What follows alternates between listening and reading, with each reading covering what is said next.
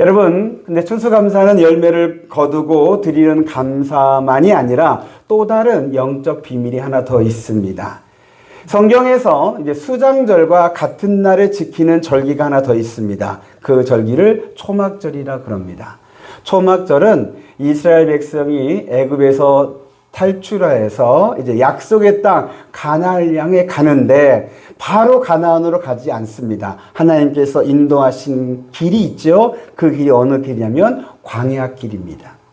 근데 광야 길이 조금 많이 험하고 위험하고 또 생각보다 더 오랜 시간 동안 이 광야를 이스라엘이 지나야만 했습니다. 약 40년의 세월을 광야에서 지내야만 했습니다. 이 광야 생활이 얼마나 힘든지 이스라엘은 사실 원망도 많이 하고 불평도 했습니다.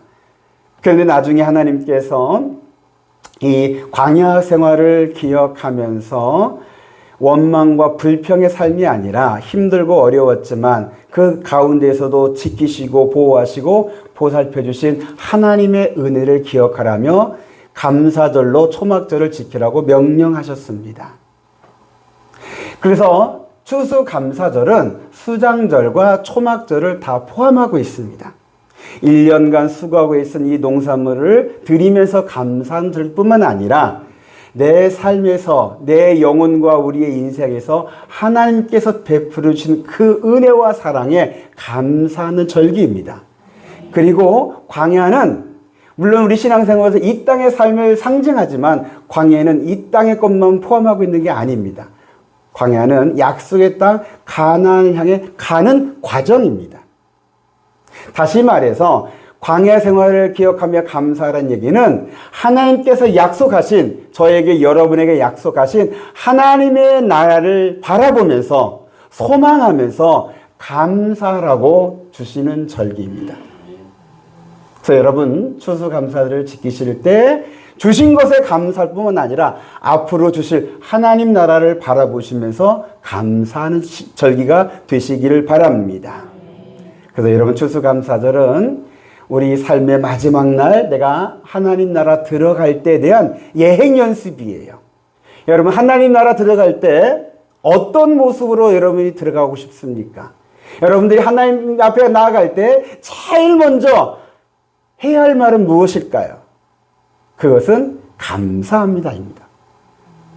그래서 평소에 이렇게 감사절을 맞이하면서 하나님 우리가 이 감사합니다 이 말이 입이 열리기를 원하셔요. 아멘. 우리가 감사하는 자가 될 수 있도록 하나님께서 우리에게 명령하셨어요. 아멘. 그래서 여러분 시편 100편 4절의 말씀에 보면은 이런 말씀이 있습니다. 감사함으로 그의 문에 들어가며 찬송함으로 그의 궁정에 들어가서 그에게 감사하며 그의 이름을 송축할지어다.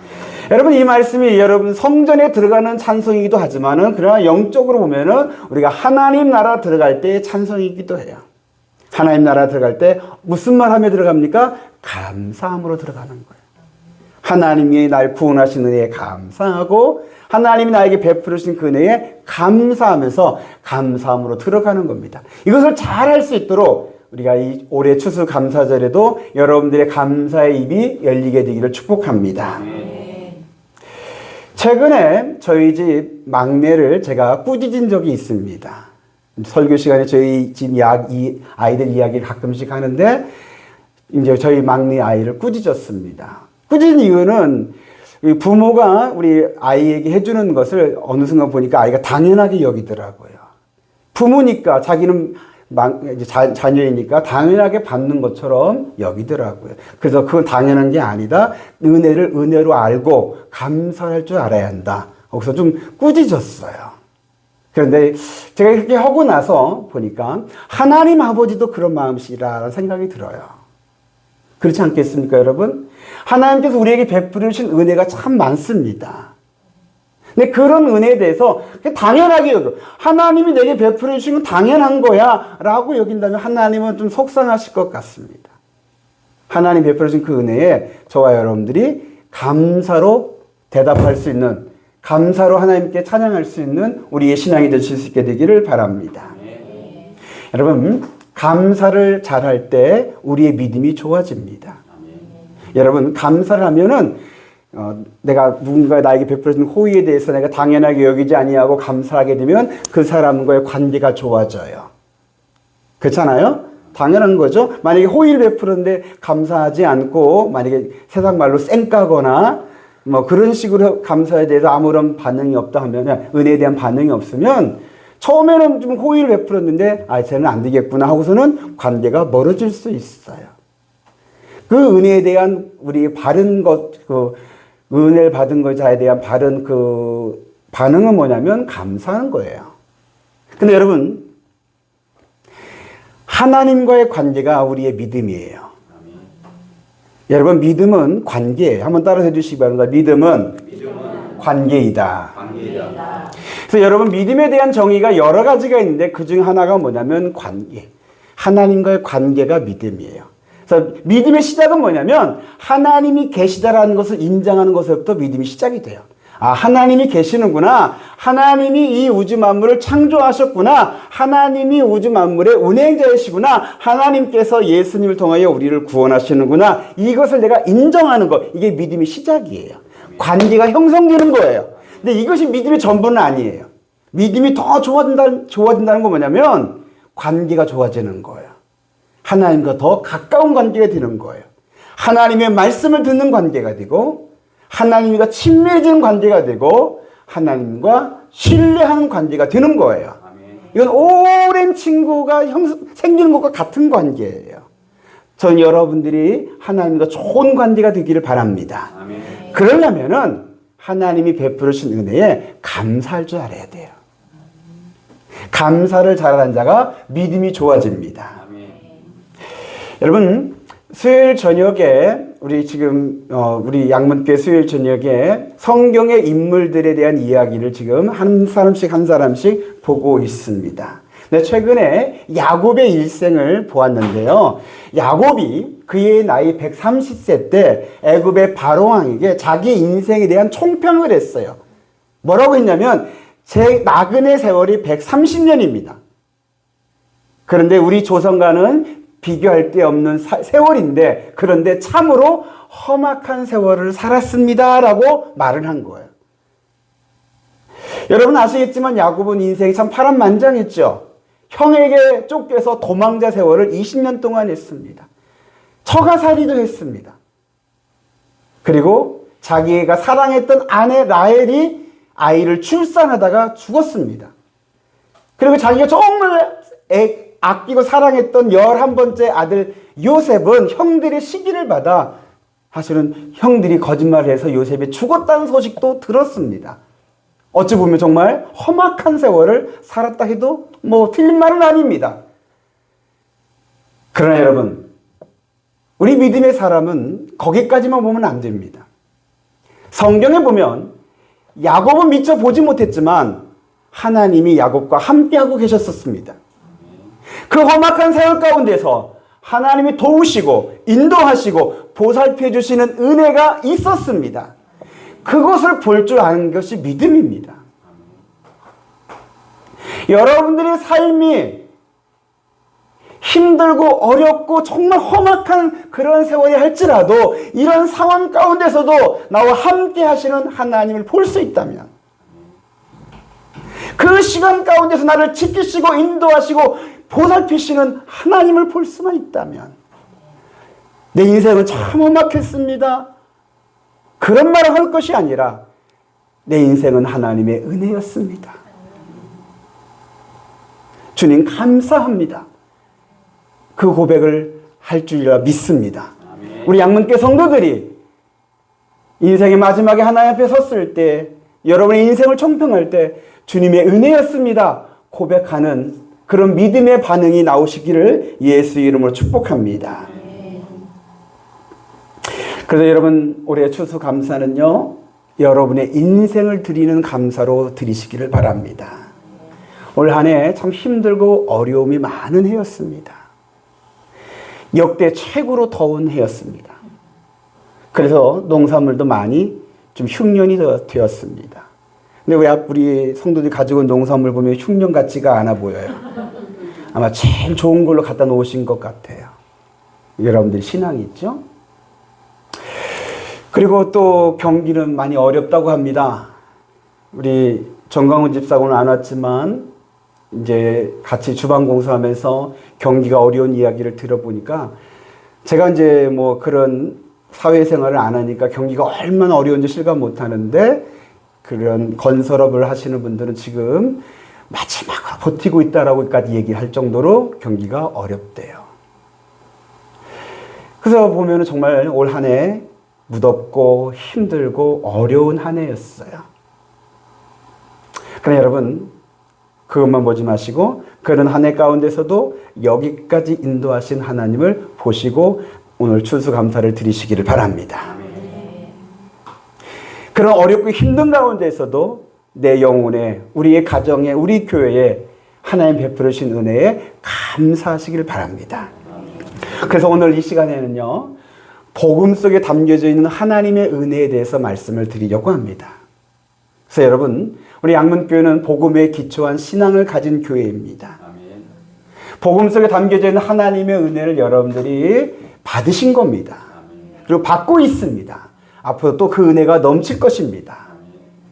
그래서 그 은혜를 여러분들이 다시 한번 깨달으시고 복음에 대한 우리의 믿음의 반응은 뭐냐면 그 중에 하나가 뭐냐면 감사하는 겁니다. 다른 것으로 여러분 일일이 다 찾지 않으셔도 됩니다. 복음만으로도 우리의 인생에 충분히 감사하는 인생이 될 수 있습니다. 전 그렇게 되기를 소망합니다. 자, 그러면 복음 속에 담겨져 있는 하나님의 은혜가 뭔가를 더 들어가 보도록 하겠습니다. 우리 3절 말씀을 보겠습니다. 에베소 1장 3절입니다.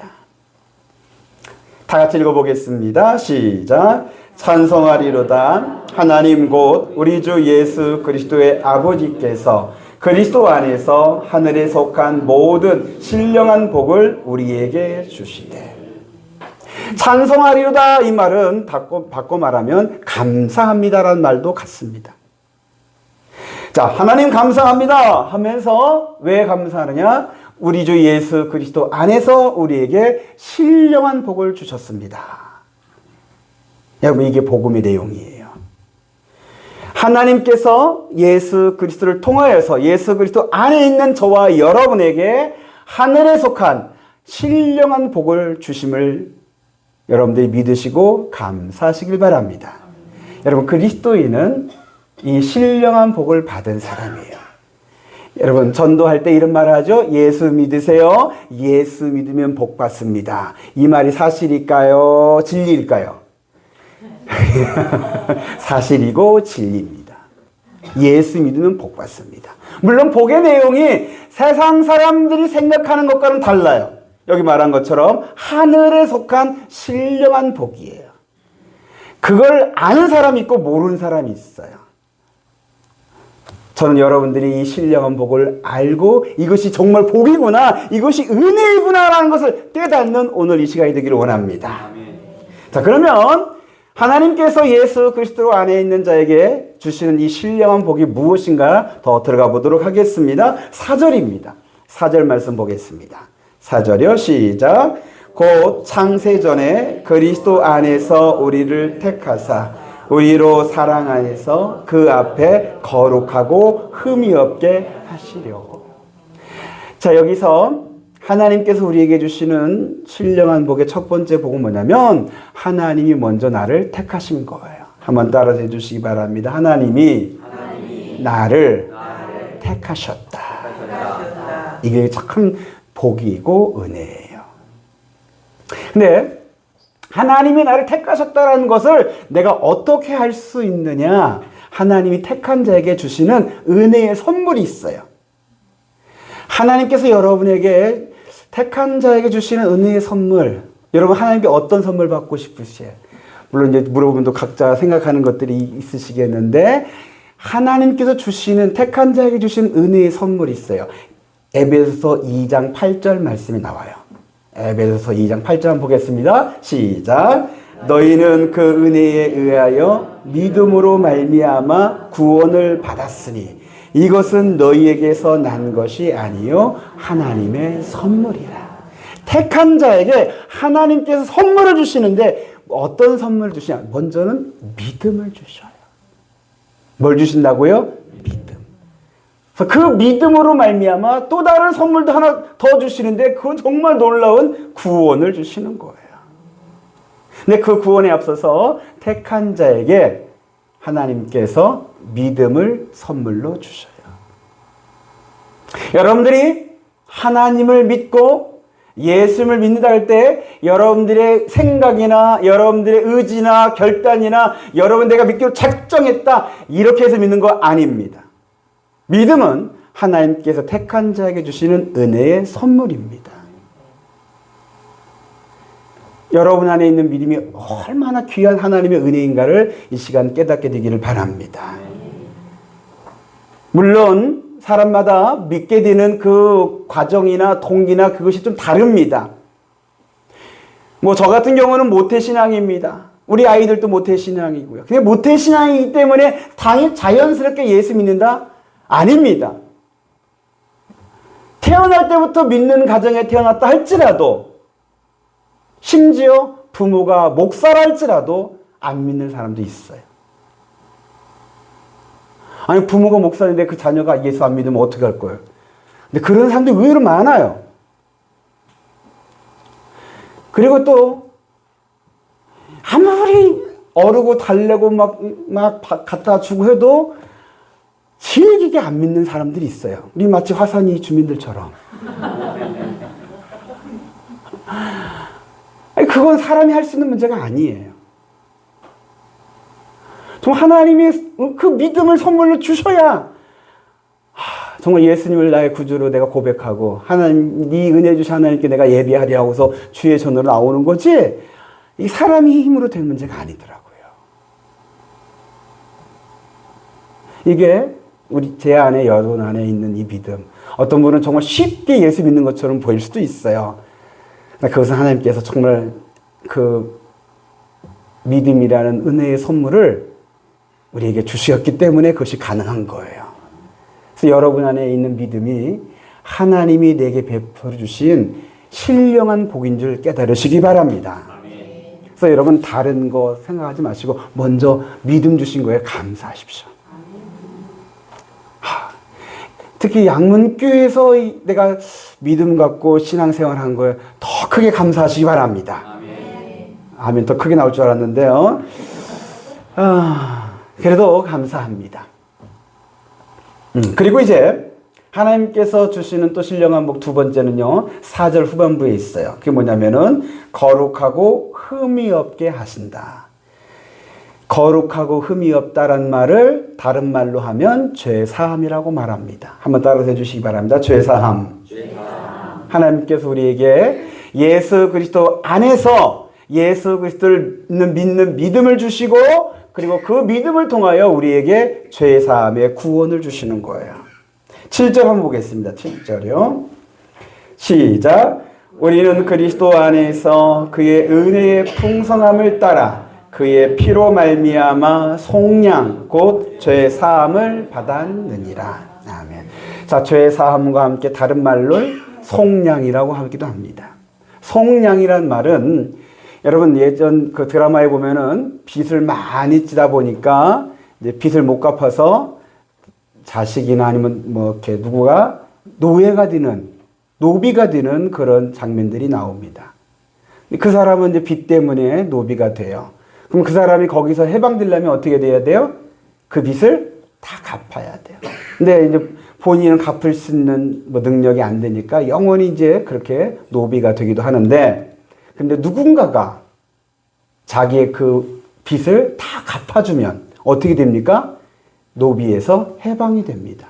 이것을 속량이라 그럽니다. 근데 여러분, 우리가 죄를 지면 죄의 빚을 진 것입니다. 죄값을 다 치루어야 합니다. 이것을 다 치르지 않고는 죄에서 해방되지가 않습니다. 그런데 하나님의 아들이신 예수님께서 자신의 생명으로 하나님의 아들의 생명값으로 우리의 죄값을 다 치르셨습니다. 그래서 우리를 해방시키신 거예요. 속량시키신 거예요. 그래서 죄와 사망에서 저와 여러분들을 해방시키신 줄 믿으시기 바랍니다. 우리가 뭐 한 거 아니에요. 내가 해방되기 위해서 내가 죄사함 받기 위해서 내가 뭐 한 거 아무것도 없어요. 나 아무것도 한 것이 없는데 아담 이후로 원죄로 인해서 죄값이 나에게 씌워지더니 하나님의 아들이신 예수님께서 내 죄값을 다 치르셔서 우리를 죄와 사망에서 해방시켜 주셨습니다. 이 속량의 은혜가 하나님께서 우리에게 주시는 신령한 복이에요. 그리고 죄를 사해 주시는 복이 있어요. 여러분, 예수의 피로 우리의 죄와 허물을 다 씻어 주십니다. 예수의 피를 우리는 보혈이라 그럽니다. 주의 보혈에 능력이 있습니다. 주의 보혈에 능력이 있음을 믿으시기 바랍니다. 주의 보혈을 찬양하시길 바랍니다. 주의 보혈로 우리의 죄와 허물을 다 깨끗하게 씻어 주십니다. 하나님께서는 우리 안에 있는 예수의 피를 보시고 그 피가 우리 죄를 다 씻어 주심을 보시고 더 이상 우리를 죄인이라 하지 아니하시고 죄 없더라고 선언해 주시고 오히려 우리를 의인이라고 그렇게 불러 주십니다. 우리는 예수의 피로 씻음 받은 용서받은 의인인 줄 믿으시기를 바랍니다. 이것이 죄 사함의 은혜입니다.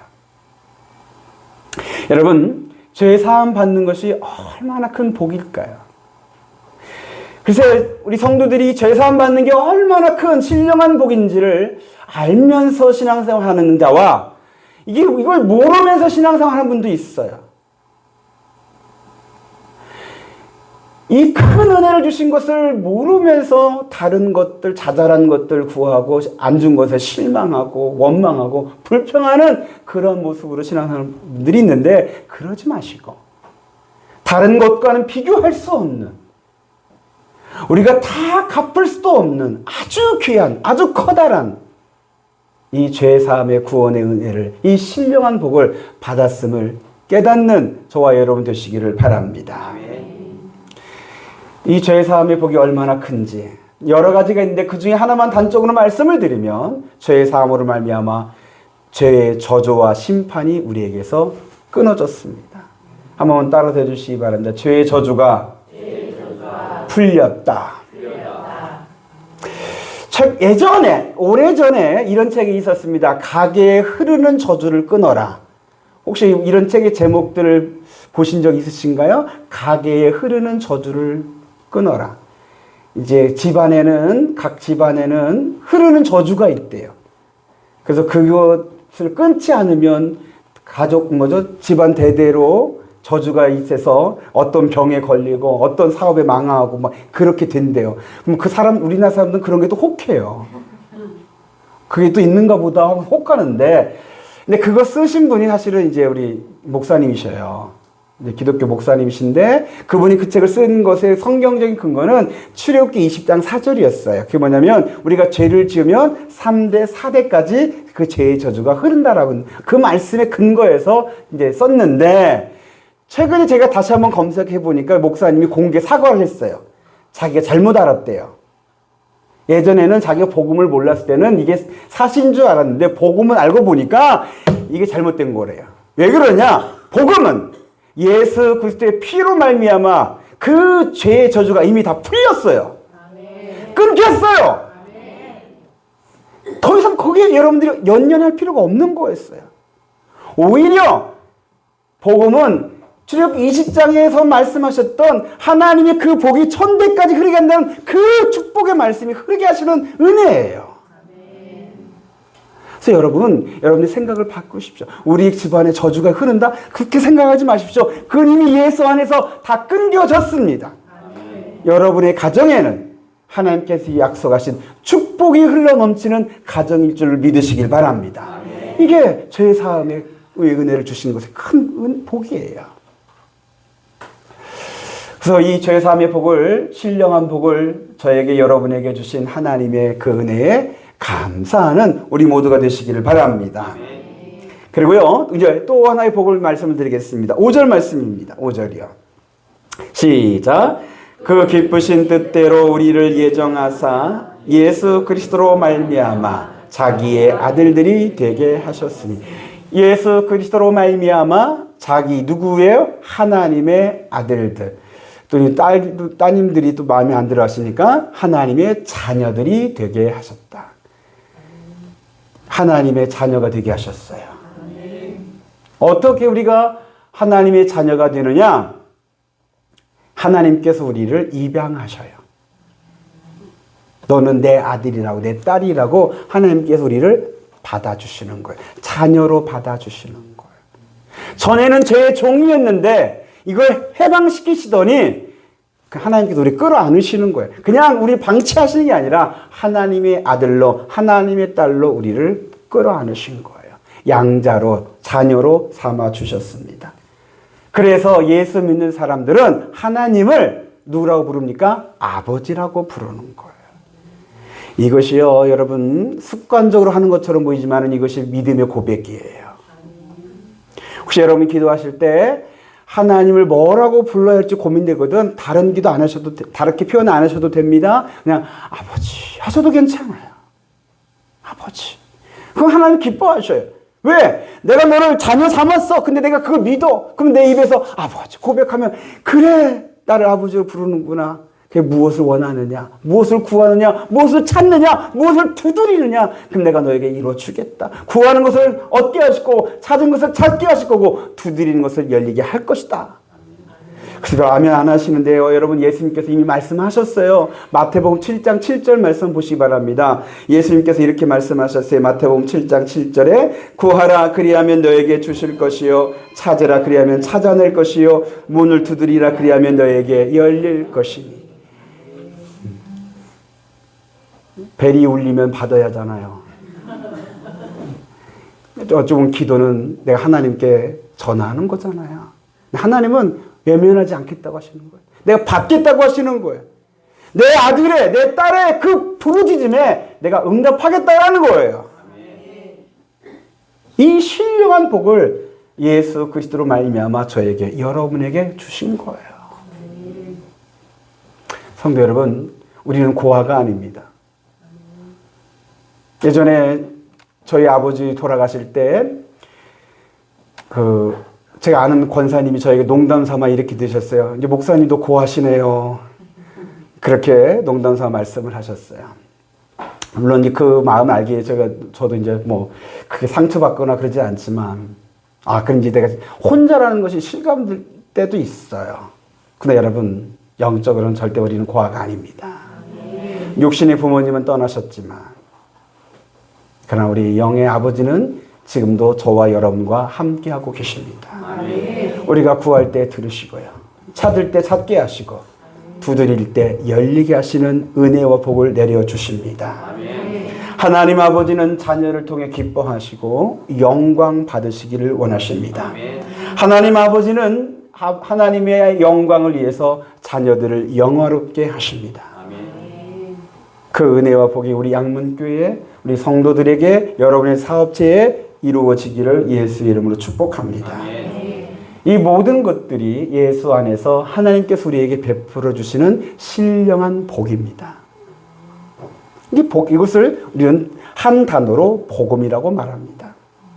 근데 여러분, 제가 복음과 감사라는 제목으로 설교를 준비할 때 왜 하필 이 에베소서 1장 3절에서 7절 말씀을 본문으로 삼았냐면은, 여러분, 복음에 대한 그 하나님의 그 복들, 은혜들이 참으로 많은, 성경에 다른 곳은 많이 있는데 이 에베소서에서는 또 하나 강조하는 게 하나 더 있어서 그래요. 이 에베소서 1장 3절에서 7절에는 뭘 강조하느냐, 이 신령한 복들 하나님께 우리에게 주시는데 이걸 뭐라고 말하냐면 은혜로 주신다 하십니다. 뭘로 주신다고요? 은혜로. 다시 한번 따라해 주시기 바랍니다. 은혜로 주신다. 여러분, 은혜로 주신다는 말은 뭐냐면요, 거저 주신다는 말씀이고요, 조건 없이 주신다는 말이고요, 대가를 요구하지 않고 주신다는 말입니다. 또 내가 받을 자격이 없는데 주신다는 것을 말합니다. 그냥 예수 안에서 하나님께서 나를 택하시고 하나님의 은혜로 우리를 속량하시고 죄를 사해 주시고 우리를 하나님의 자녀 삼으시고 하나님 아버지께서 우리를 영화롭게 해주십니다. 이것을 다 은혜로 주시는 거예요. 근데 이 은혜에 대해서 우리가 가장 올바른 반응은 뭐냐면 은혜에 대해서는 감사로 반응하는 겁니다. 한번 따라서 해주시기 바랍니다. 은혜에 감사로 반응해야 한다. 여러분 누가복음 19장에 보면은 삭개오라는 사람이 나옵니다. 그는 세리였습니다. 근데 그가 예수님을 만나게 됩니다. 그리고 은혜를 받아요. 근데 여러분 그가 예수님을 만나고 나서 바로 변화된 게 아니에요. 예수님을 만나서 은혜를 받고 그 은혜에 감사하면서 그가 변화가 됩니다.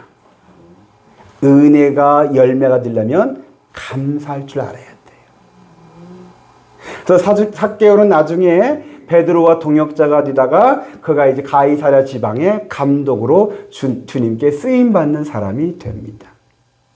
여러분 감사는 우리 신앙에 소금을 치는 것과 같습니다. 한번 따라서 해주시면 감사는 소금 치는 거다. 여러분 소금 치는 것이 의미가 그냥 두 가지로 요약하면 이렇죠. 하나는 맛을 내는 거예요. 여러분 신앙생활의 맛을 내고 싶다면 소금을 치시기 바랍니다. 감사라는 소금을 치시기 바래요. 그러면 감칠맛이 납니다. 깊은 맛이 납니다. 그냥 얕게 막 싱겁게 먹는 그런 맛이 아니라 신앙생활 왜 하는지도 모르는 그런 맛이 아니라 야 이게 진짜 신앙생활의 깊은 맛이구나 알 수 있는 그 맛을 여러분들이 경험하게 됩니다. 그리고 또 하나 여러분 소금을 친다는 것 또 하나의 의미는 부패하는 것을 막아주잖아요. 하나님의 은혜를 받으면요 자칫 잘못하면요 사람이 타락하게 돼요. 그 중 하나가 뭐냐면 교만하게 돼요. 근데 감사하면 그 교만을 막아줘요.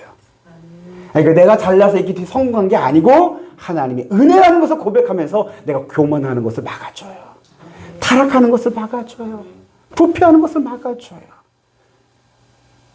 그래서 하나님께서 우리에게 이 수장절을 지키라, 초막절을 지키라, 이 감사절을 지키라 왜 명령하셨을까요? 여러분의 신앙에 감사라는 소금을 치라고 이 은혜를 주시려고 오늘 감사절을 지키라 하신 줄 믿습니다. 이제 말씀 결론 맺겠습니다. 사랑하는 성도 여러분, 오늘 추수감사절에 여러분들이 감사의 소금을 잘 치시길 바랍니다.